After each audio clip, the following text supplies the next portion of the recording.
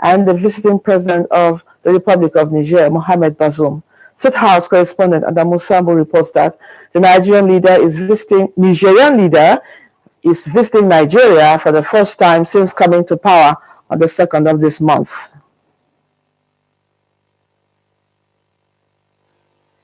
Des relations commerciales très intenses.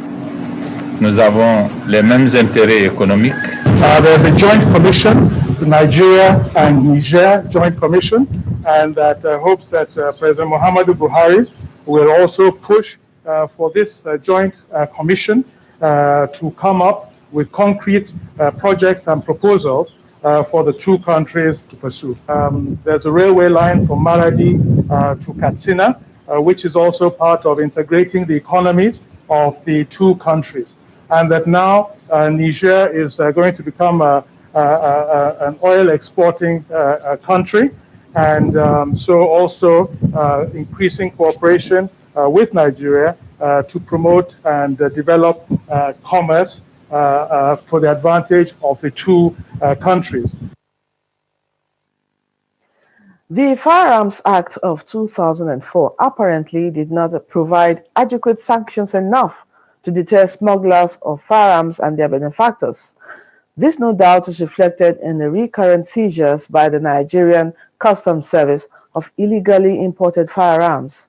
With the security situation in the country, the Senate is considering a bill that seeks to amend the Firearms Act and increase its penalties. The bill, having passed second reading, has been subjected to public hearing. Ignatius Nkwo has more. On the 16th of February 2021, the Senate passed the Firearms Act Amendment Bill for second reading and referred it to the Senate Committee on Judiciary, Human Rights and Legal Matters for public engagement. 2 months after, the bill, sponsored by Senator Obasani, seeking to provide stiffer penalties for illegal possession of firearms, has been subjected to public hearing. In order to provide for stringent punishment for people who illegally import firearms into the country. Firearms bill once more brings arms bearing in relation to safety and security. To establish comprehensive and coordinated disarmament and arms destruction ceremony. Agencies concerned, the Nigerian Army, Navy, Immigration, Nigerian Law Reform Commission, and the National Boundary Commission made critical submissions. Section 27, that is of the Principal Act, which provides for a fine of 1,000 naira, which the bill seeks to increase to 1 million. The Nigerian Force recommends the imposition of a stiffer penalty, such as the fine of 3 million naira. That section 39(1) should include home-made firearms, which are called ghost guns. The Senate Joint Committee on Judiciary, Human Rights and Legal Matters, Navy and Marine Transport also sought public opinion on the Exclusive Economic Zones Act Repeal and Reenactment Bill, which seeks to unify Nigeria's marine laws. In the absence of an agreement, the delimitation of this zone as between Nigeria and any other coastal state shall be in accordance with Part 15, Roman numeral, of the United Nations Convention on Law of the Sea.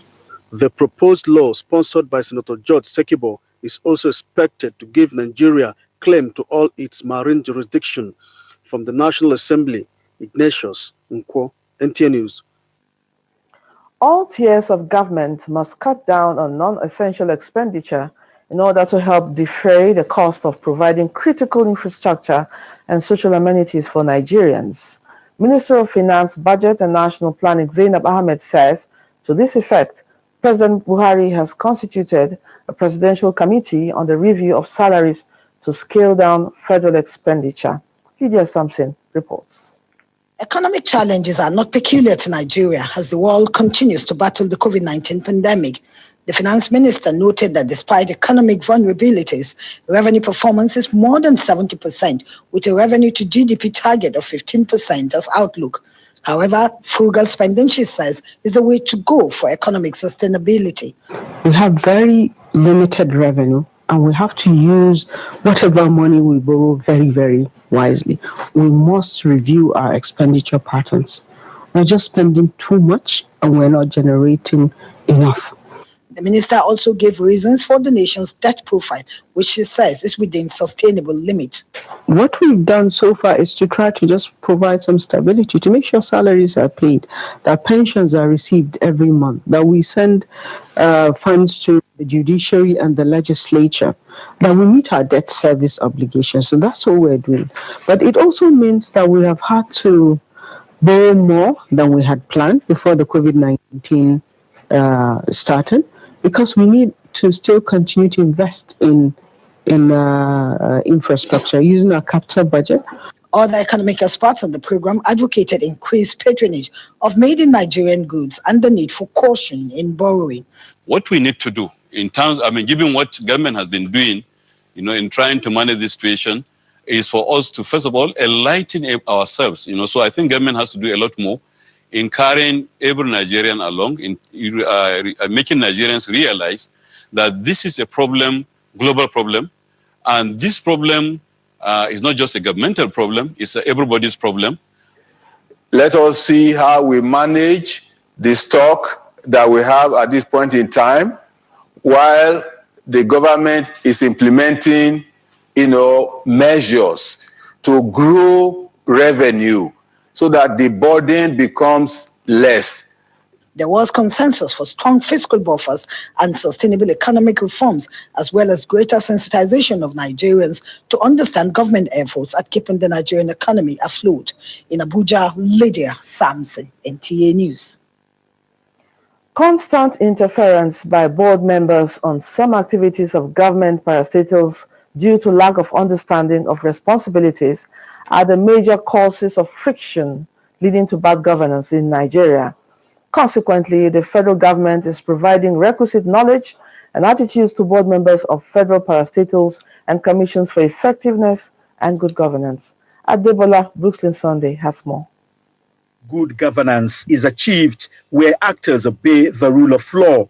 Transparency, accountability, equity and efficiency. Lack of proper induction and orientation for newly appointed governing board of federal parastatals, agencies and commissions, observers say, has proven costly for the nation. Secretary to the government of the Federation, Boss Mustafa, in a message urged the board members to obey all extant laws guiding their role in their various establishments in order to enshrine good governance and effectiveness. Statutory boards councils shall set operational and administrative policies in accordance with government policy directives. A board shall not be involved directly in the day-to-day management of a parastatal or an agency. This plan to ensure economic stability, national development, and good governance. Bureau of Public Service Reforms and a development partner co-organized the workshop. The Buhari administration has committed itself to reform the civil service and to the fight against corruption. Concerned with the increasing number of disputes and misunderstandings between board members and chief executives of parastatals and agencies. Based on this, government directed for us to do this training. The board sometimes behaves and operates as if it's the executive. They are really to provide the guidelines for policy, oversight function. They are part-time, they are not full-time. The two-day induction program is aimed at strengthening the capacity of the board members towards a better service delivery to Nigerians. Adebola Brooklyn Sunday, NTA News. In line with President Muhammadu Buhari's administration's resolve to anchor the economic diversification agenda on two key ministries of Mines and Steel Development and Agriculture, the Minister of State, Ministry of Mines and Steel Development, Uche Chukwudi Samson Oga, has visited Delta State on sensitization tour. Tessie Coker reports. The minister's visit is predicated on the mandate by President Buhari to prioritize orderly and efficient development of ministries, to strengthen collaboration with government and relevant agencies, to ensure security and safety of mining areas, as well as introduce incentives to improve investment climate for mining activities. I've been visiting states to ensure collaboration between Ministry of Mines and Steel Development and states so that we can leverage on what Mr. President has said, which is diversification of the economy using minerals and agriculture. To create a warm relationship between the federal government and the state as regards the issue of solid mineral development. Because there is an attempt now by the federal government to have a structured approach to mining development. The minister also paid on-the-spot assessment to the steel company Artisela Zagba. It provided an interactive section with stakeholders on ways to harness the solid minerals in the state for job creation for the teeming youth. The visit ended with a courtesy call on the Asaba of Asaba, Obichike Edozien. In Asaba, Tessie Koka, NTA News. The Interim Management Committee Chairman of the Association of Local Governments of Nigeria, Abdullahi Maje, said all is set to ensure smooth conduct of elections that will usher in duly elected executives. Abdullahi Maje, at a media briefing in Abuja, expressed concern that the time is now for ALGON members to rally around various efforts to follow due process and shun divisive tendencies by shunning unconstitutional practices. He said recent court judgment restraining one Kolade Alabi from parading himself as a leader of ALGON necessitated the action plan to conduct election within 6 months. We're going to send all invitation to all our members within the country for a proper meeting and a proper general assembly for us to take a good decision on issues that affect our association and the entire 774 local government in Nigeria. And we are going to set up a committee, an electoral committee that will conduct election so that we can bring on board a proper and right legitimate candidate to fill in the position of the leadership of the association within 6 months from now. The interim committee of ALGON called for peace among members as necessary tool to foster productivity and national growth. You're watching the news desk at 6 on NTA News 24. There'll be more reports after this timer. Don't go away.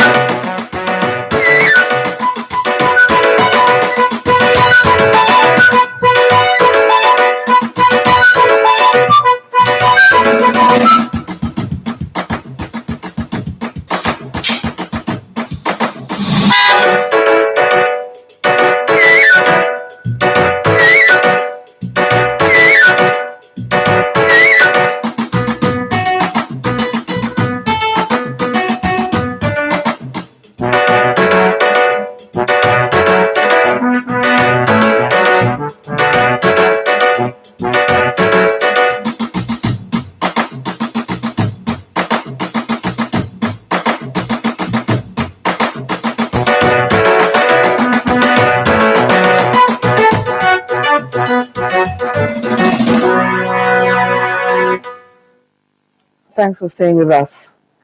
Following the approval by the federal government for Plateau State to participate in the ongoing National Identity Management System, NIMS, which is implemented by the National Identity Management Commission under the Digital Identity Ecosystem Project, the state government has rolled out its first NIM registration center in Jos. The NIM Data Registration Center, located at the J.D. Gumwalk Secretariat, Jos, is the first of the state's intervention to ensure that indigents and residents of the state are enrolled into the National Identity Database for the issuance of the National Identity Number NIN with ease. The rollout, which is expected to gradually be extended to the 17 local governments, is being coordinated by the Plateau State Information, Communication and Technology Development Agency and the Ministry of Science and Technology, who were directed by Governor Simon Bakola Long to serve as implementing partners. Already, the agency, with the collaboration of the NIMC, has trained enrollment officers across the state to operate the enrollment exercise. NIMC officials are also providing support throughout the process of registration and rollout of centers to ensure the exercise is smooth. Citizens and residents are therefore advised to approach the Plateau State Secretariat Enrollment Center situated at the maintenance building after the main entrance to the JD Gumwork Secretariat with relevant documents to be captured. Supporting documents for enrollment include birth certificate, international passport, driver's license, voter's card, private and or government ID card, indigent certificate. In Anambra State, suspected hoodlums early hours of today attacked Zone 13 Police Headquarters, Ukpo, in Anambra State. Though details of the incident has not been made public, the hoodlums set ablaze this building and some security vehicles within the premises of the police headquarters. Unconfirmed reports indicate that 2 policemen died during the attack.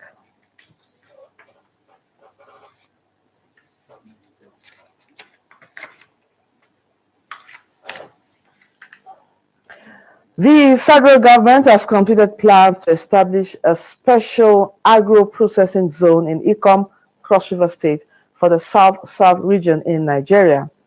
A federal government delegation said this during an inspection of agro-allied industries in Cross River State. Paul Abel reports. The federal government, under the leadership of President Muhammadu Buhari, has continued to make giant strides in the agricultural sector. And again, it is proving its mettle with Cross River State, serving as the hub for agricultural processing activities in South Nigeria. The delegation, comprising representatives from the Federal Ministry of Agriculture, Finance, African Development Bank, and the International Fund for Agriculture Development, are on a pre-appraisal mission to appraise the level of Cross River State government's preparedness for the project. We want other countries to use our finished products. That's why SAPZ is very, very key. Cross River has really shown us that they are ready and more than ready for the SAPZ. Cross River State Governor, represented by its deputy, Professor Ivara Esu, appreciates the team and the federal government for citing the agro-processing zone in Cross River State. The state we have reached, we cannot come back as far as agro-processing industries and also the production of agricultural raw materials are concerned. It's a win for Cross River State for this special agro-processing zone to be located in Cross River State. The team toured around some agriculture projects in the state, which include the ultra-modern rice milling factory, Ogoja, Bansora Rice Farm and Mills, Ayade Industrial Park, Calabar, as well as some private farms in the state. In Calabar, Paul Abel, NTA News. And now to religion. The Holy Prophet Muhammad is reported to have declared to his followers, and I quote, "If you hear that there is a plague in a place, do not go there.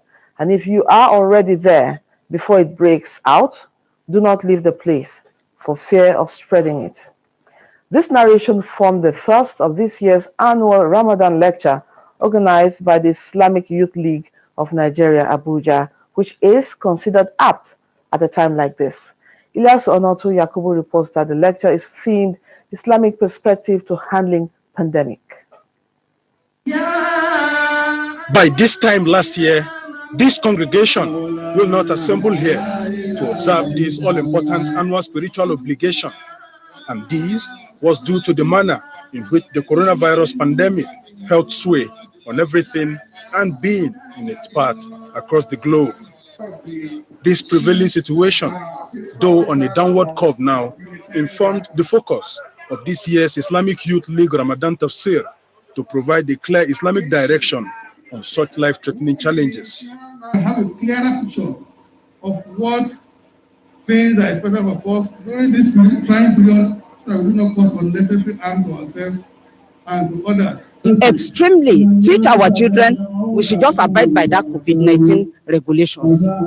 Guest lecturer Sheikh Sahib Timehi and a host of other dignitaries cited teachings and practices of the Holy Prophet Muhammad, peace be upon him, emphasizing the need to adhere to relevant safety protocols in obedience to constituted authorities. Religious leaders should come together to discuss these issues, make sure they understand the concepts, the challenges. Occasionally, Allah subhanahu wa ta'ala has subjected mankind to various tests, one of which test is this pandemic.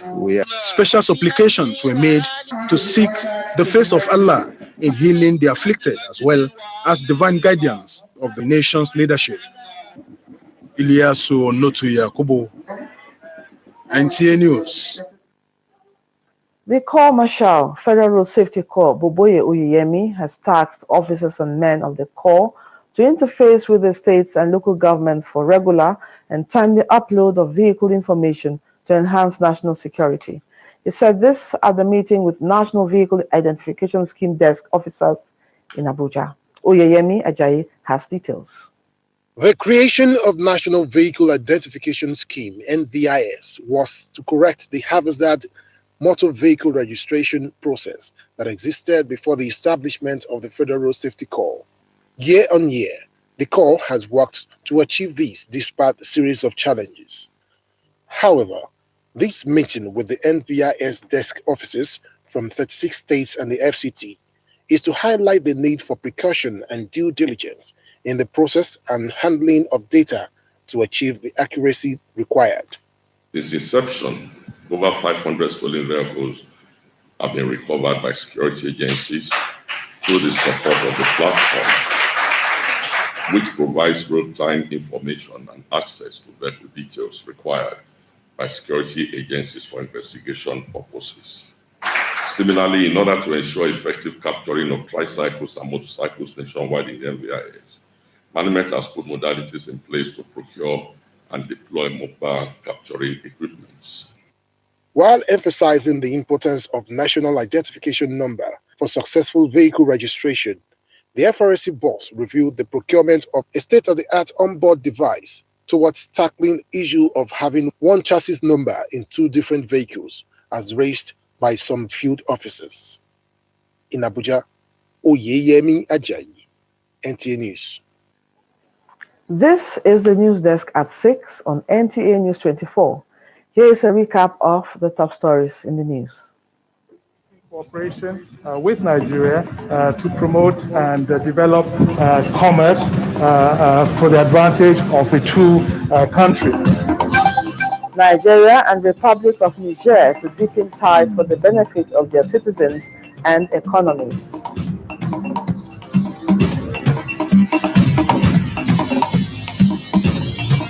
In order to provide for stringent punishment for people who illegally import firearms into the country.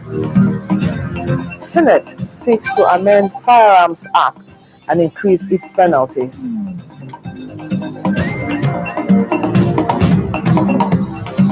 We must review our expenditure patterns.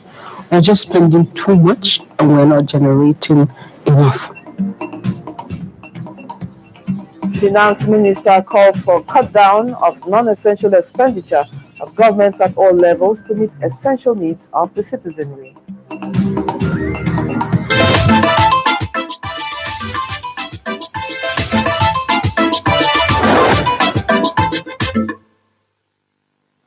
And that concludes the news desk at 6 on NTA News 24. We thank you for watching. Remember to join NTA in the stand against rape and rapists. I am Lydia Odije Ochi. Good evening.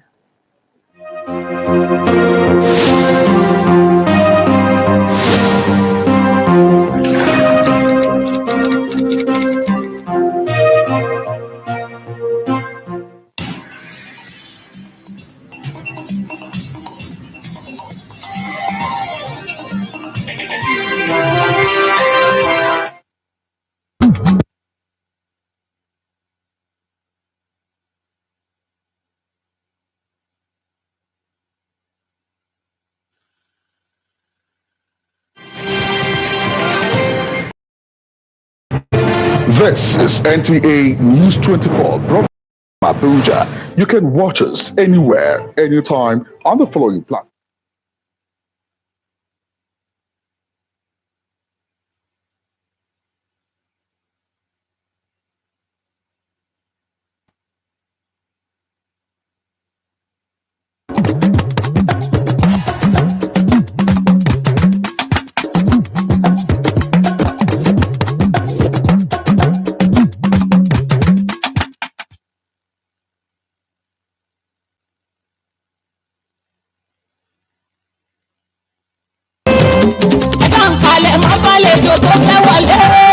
Moriaba bikaya Ramadan.